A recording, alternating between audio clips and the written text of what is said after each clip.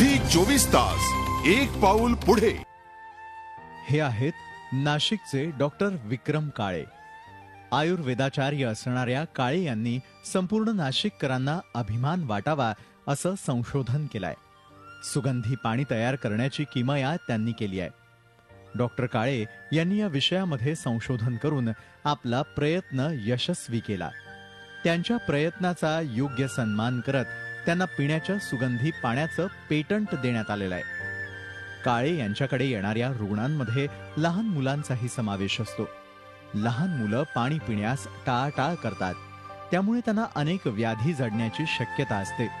त्यावर उपाय शोधत असताना लहानग्यांना सुगंधी पाणी दिलं तर ते पाणी प्राशन करतील असा विश्वास डॉक्टर काळे यांना वाटला। त्या दृष्टीनं त्यांनी प्रयत्न केले। आंबा, मोसंबी, संत्रा, चिकू अशा अनेक फळांचा सुगंध आपण जे पाणी पितो त्याला येऊ शकतो, हे त्यांनी अनेक वर्षांच्या संशोधनानंतर सिद्ध करून दाखवलं। आणि डॉक्टर विक्रम काळे यांना भारत सरकारच्या बौद्धिक संपदा विभागाकडून पिण्याच्या सुगंधी पाण्याचं पेटंट मिळालं। 23 एप्रिल 2012ला ॲप्लिकेशन केलं होतं पेटंटच्यासाठी। तर त्यापूर्वी याचा ग्लोबल सर्च झाला, जगात अशा प्रकारचं पेटंट कोणी घेतलेलं आहे का या दृष्टीने शोध झाल्यानंतर आपलं ॲप्लिकेशन आपण फाईल केलं। आणि आत्ताच नुकतंच मला सांगायला आनंद होतोय आपल्याला की 28 डिसेंबर 2012 रोजी हे आपल्याला सँक्शन झालेलं आहे किंवा याचं प्रसिद्धी याची झालेली आहे। पेटंट जे पब्लिश होतं ते आपलं नुकतंच झालेलं आहे। हे सुगंधी पाणी मोठ्या प्रमाणात तयार करण्याचा त्यांचा मानस आहे, पण त्यात त्यांना अडचणी येत आहेत। कारण याला अन्न औषध प्रशासन विभागानं परवानगी द्यावी की इतर मिनरल वॉटरच्या प्रकल्पांना परवानगी दिली जाते तशी द्यावी, यावरून सरकारी पातळीवरती गोंधळ सुरू आहे। रेग्युलर जे पाणी आहे त्याकरता फक्त परमिशन देऊन ISI मार्क आपल्याला देतात।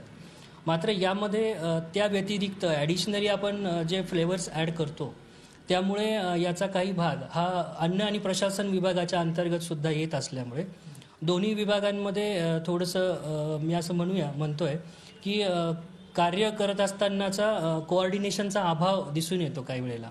सेकंड थिंग, फ्लेवर वॉटर किंवा फ्रॅग्रन्स वॉटरच्या संदर्भात आज तरी आपल्या सेंट्रल गव्हर्नमेंटच्या कुठल्या गाईडलाईन्स तशा उपलब्ध नाहीत की ज्यामुळे आपल्याला असं म्हणता येईल की हे प्रोडक्ट इझिली पास होऊन लवकरात लवकर ग्राहकांपर्यंत पोहोचवता येईल आपल्याला। कोल्ड्रिंक्स, आईस्क्रीममध्ये फळा फुलांचा सुगंध असलेलं पाणी वापरलं तर त्या सुगंधाला देखील बालकांची अधिक पसंती मिळू शकते। यासह अरोमा थेरपीमध्ये आणि धार्मिक कार्यासाठी विशेषतः देवांना अत्तराऐवजी सुगंधी पाण्यानं स्नान घालण्यासाठीही या पाण्याचा उपयोग करता येईल असा ठाम विश्वास काळे यांना आहे। ग्लोबल पेटंट मिळवण्यासाठीही ते प्रयत्न करणार आहेत। झी 24 ताससाठी मुकुल कुलकर्णी, नाशिक। झी 24 तास एक पाऊल पुढे।